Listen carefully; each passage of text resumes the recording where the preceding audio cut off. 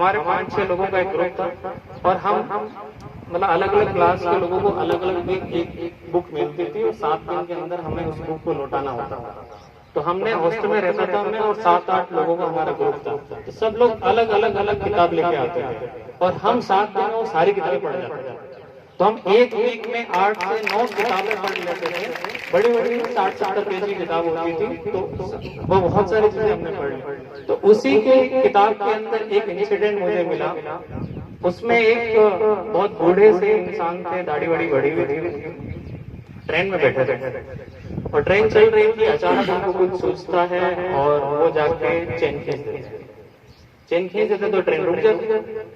तो आसपास के लोग बैठ रहे थे, उन्होंने पूछा कि भाई ट्रेन क्यों रोकती है? तो बोले बस मुझे लगा तो रोकती। इतने में पुलिस वाले आ गए कि हमारी ट्रेन किसने खींची? तो उन्होंने बता दें कि ये जो बाबा जी बैठे हैं इन्होंने खींच दी। तो उन्होंने पूछा भाई क्यों खींची? क्योंकि आपको पता है कि चेन खींचना, आपने भी पढ़ा होगा कि 2000 रुपए का जुर्माना और 3 महीने की सजा मिल सकती है या दोनों।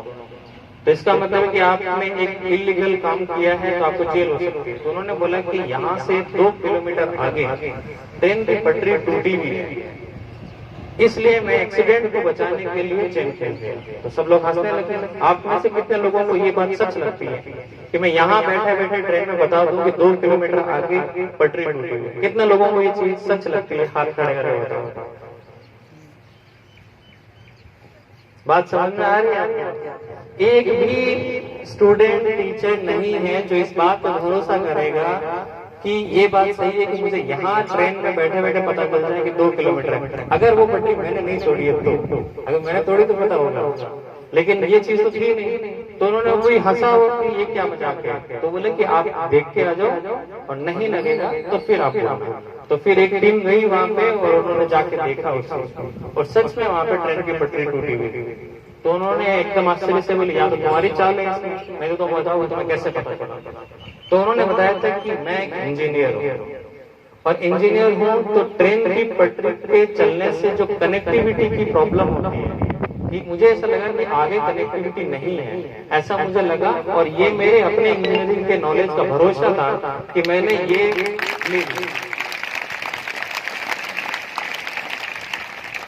तो एक 8वीं क्लास के बच्चे के लिए तो एक जादू टाइप की चीज होगी कि इंजीनियर को पता चल जाता है कि इतनी आगे पटरी टूटी हुई है। तो मैं बोला ये तो बड़ी मस्त चीज है, मुझे भी इंजीनियर बनना है। अब 8वीं क्लास के बच्चे कुछ समझ में नहीं आता कि कैसे इंजीनियर बना जाता है, क्या बना जाता है, लेकिन मैंने बोला कि मुझे इंजीनियर बनना है।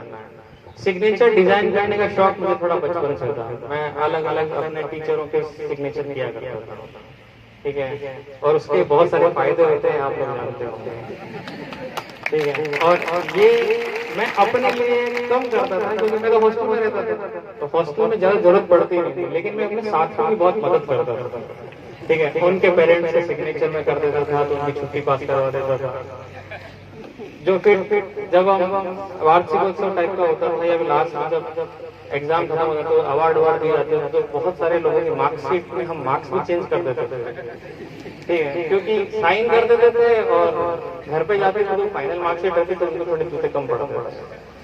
तो ऐसा शौक था। मैं ऐसा आपको करने के लिए नहीं बोल रहा हूँ, लेकिन वो सिग्नेचर डिजाइन आज भी मेरे साथ है, उसमें बहुत सारी चीजें मैं करता रहा था। तो सिग्नेचर के अंदर मैंने एक वर्ड ऐड किया था इस इंजीनियरिंग की वजह से 8वीं क्लास में, और आज भी जो मेरा सिग्नेचर है वही सिग्नेचर है। तो उसके अंदर मैंने वर्ड ई ऐड किया था अपने सिग्नेचर के सबसे आगे, and that E means engineering. तो ये मैंने 8वीं में सोचा था कि मुझे ऐसा करना है। उसके बाद में 8वीं क्लास खत्म हो गई, हमारी पढ़ने की प्रक्रिया चलती रही, 9th क्लास खत्म हो गई, 10th क्लास खत्म हो गई। अब 10th के बाद में सब लोगों को रहता है कौन सा सब्जेक्ट लिया जाए, क्या लिया जाए। अब मेरे तो 90% नहीं बना था, 18% ही थे मेरे, ठीक है। तो बहुत सारे बच्चे तो अभी काफी अच्छा परसेंटेज लेके आए। तो 8वीं के मतलब 10th के बाद हमने सोचा हमें कौन सा सब्जेक्ट लेना चाहिए, तो बोले कि बायोलॉजी ले लो, मैथ्स ले लो, कुछ लोग आर्ट्स में लगे तुम पढ़ने में ठीक हो, IAS बन सकते हो। तो हमने बोला कि हमको वो सब्जेक्ट बताओ जिससे इंजीनियर बना जाना है, हमको और कुछ नहीं पता। तो फिर किसी ने बताया कि मैथमेटिक्स ले लो, तो फिर हमने मैथ्स ले लिया।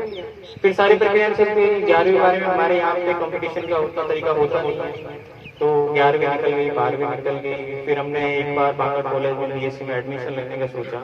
उसी दौरान हमको पता चला कि कोटा में IIT की तैयारी होती है जहाँ से इंजीनियर बने जाते हैं। तो फिर हमने बीच में छोड़ा, फिर मिड सेशन में हम कोटा गए।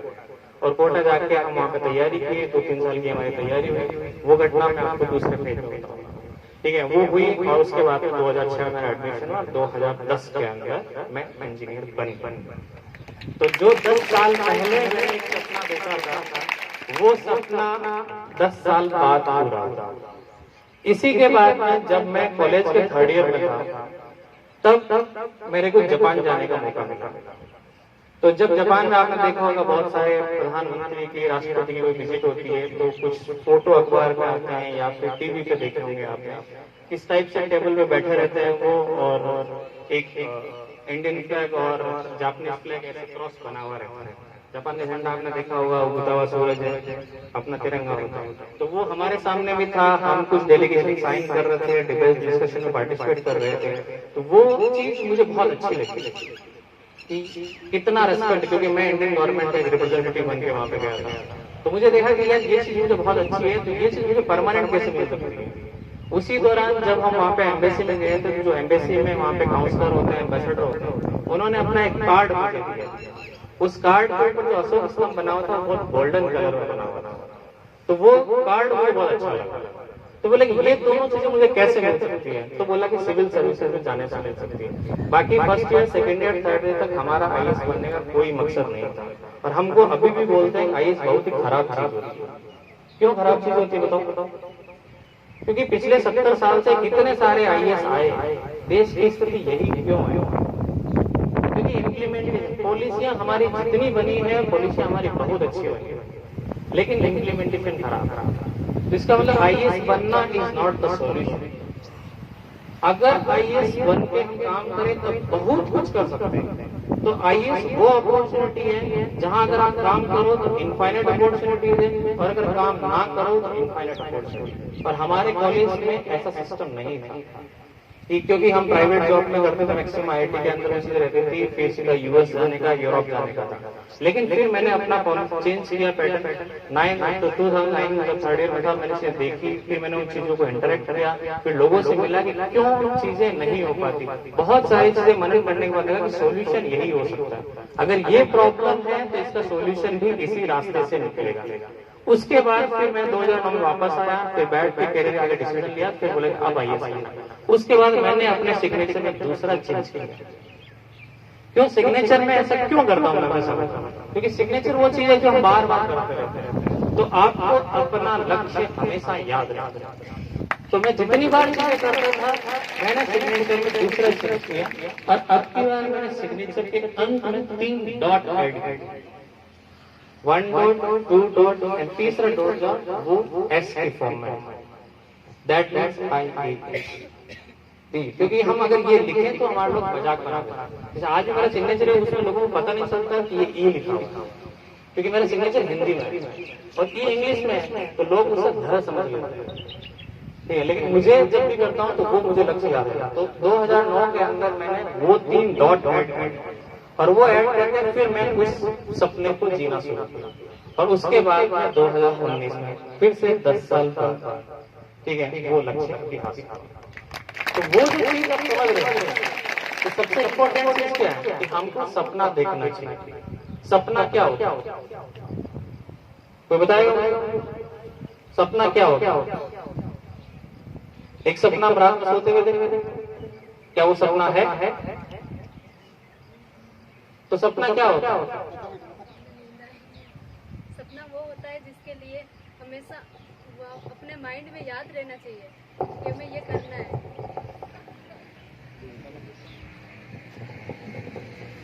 सपना एक ऐसी चीज होती है जिसके बारे में हमें एनी टाइम उसको बार बार याद करना चाहिए, अपने माइंड में रखना चाहिए, ताकि वो हमेशा याद रहे और उसकी ओर हम बढ़े।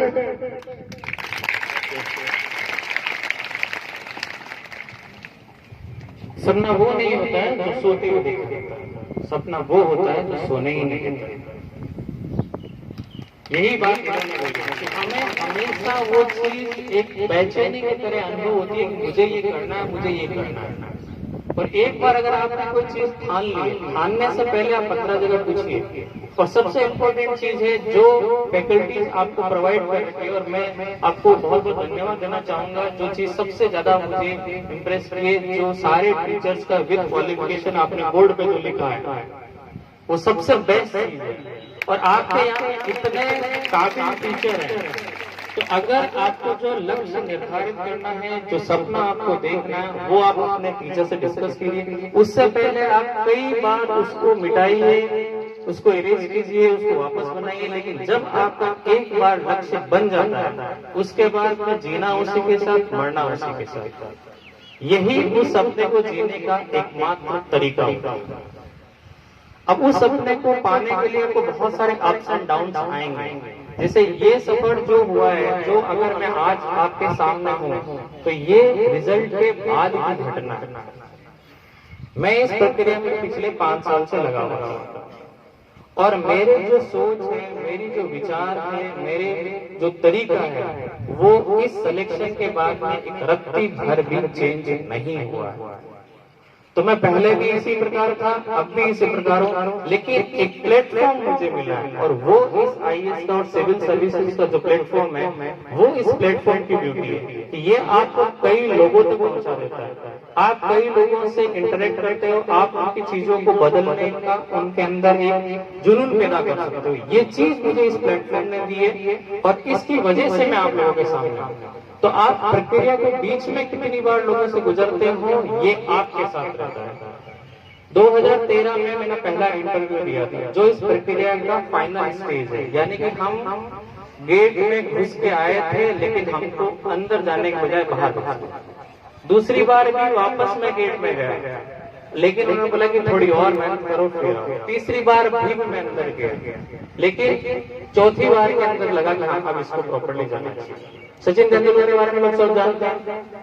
उनको वर्ल्ड कप जीतने के लिए कितने सालों का इंतजार करना पड़ा। जब वो क्रिकेट खेलना शुरू किए थे, 87 का वर्ल्ड कप भारत में हुआ, तब वो बॉल पकड़ने वाले बच्चे थे, जो बाउंड्री के बाहर कुछ होते ना, जब चौका लग जाता है, छक्का लग जाता है, तो बॉल को फेंकने वाले, उस टाइप से वो बच्चा था। तब उसने सपना देखा कि मैं भारत के लिए वर्ल्ड कप जीतूंगा। 1987 में उन्होंने सपना देखा था। वो सपना कब जाकर पूरा हुआ? 2011। इतने सालों तक उन्होंने कई सारे वर्ल्ड कप खेले, लेकिन उनको सफलता नहीं मिली। तो क्या उनका अपना क्रिकेट के प्रति जुनून कम हो गया? लेकिन लोगों की भावनाएं अलग हो सकती है, क्योंकि बीच में कई बार लोगों ने ऐसा उन्हें बोला था कि अब उनको संन्यास ले लेना चाहिए। हम भी जो अगर कुछ लोग फॉलो करते थे, तो जब वो सेंचुरी नहीं बनाता था, तो हमको भी लगता था अब इसको चले जाना चाहिए। लेकिन उन्होंने खुद पे भरोसा रखा और मेहनत को कंटिन्यू करता रहा, और यही वजह थी कि वो 2011 के अंदर वर्ल्ड कप जीते, और फाइनली उन्होंने अपना रिटायरमेंट का सिस्टम किया। तो यही चीज है कि अगर आपने एक लक्ष्य निर्धारित कर लिया, तो उसके साथ आपको सब कुछ चीजें करनी है। तो ये चीज 3-4 सालों का जो टाइम लगा, वो बहुत सारा अप एंड डाउन है, बहुत सारी लर्निंग हुई इसके अंदर, जो हो सकता है कि मुझे एक अच्छा ऑफिसर बनने में मदद करे। तो इसलिए जितने बच्चे 90% से ऊपर हैं, मैं उन लोगों के लिए एक बात बोलना चाहूंगा कि इस सफलता को बर्डन ना बनाओ, क्योंकि अभी आपके टीचर्स, आपके पेरेंट्स, आपके आस पड़ोस के लोग आपसे बहुत सारी उम्मीदें लगा लेंगे। क्योंकि 90% आके कोई आपको डॉक्टर बोलने लगा होगा, कोई आपको इंजीनियर बोलने वाला लगा होगा, कोई आपको।